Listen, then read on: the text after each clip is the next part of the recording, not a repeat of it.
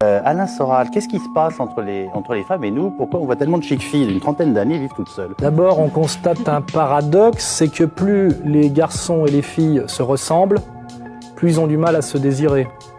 Or, aujourd'hui, le monde moderne, qui est essentiellement le monde du tertiaire, c'est-à-dire des employés de bureau, a produit sociologiquement, puis anthropologiquement, une indifférenciation du masculin et du féminin. C'est vrai qu'on se ressemble plus qu'avant, et du coup, on a du mal à avoir envie de l'autre. On gomme la différence des sexes? Oui, elle s'estompe par ce qu'on appelle par la praxis. Et cette indifférenciation crée un problème de désir. Et moi, ce que j'entends très souvent, c'est les femmes dire, quand on les écoute, quand les médias sont pas là, c'est il n'y a plus d'hommes. Hein. Donc à la fois, il y a une espèce de marronnier médiatique sur le macho, l'homme à l'ancienne, un peu ridicule, dont je m'enorgueillis de faire partie.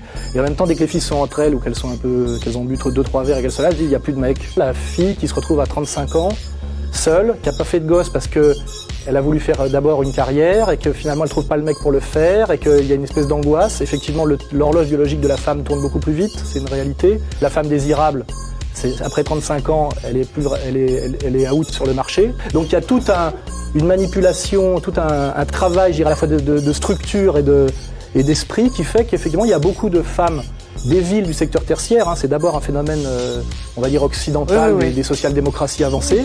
Beaucoup de femmes pays seules, industriels, riches. qui finalement, grâce à ce film, peuvent rigoler de leur solitude, qui, à mon avis, est plus tragique que ce qu'on dit, et pas souvent une volonté, c'est un peu une fatalité. J'ai même plus besoin de parler.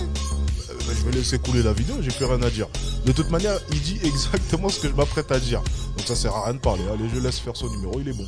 Il est bon.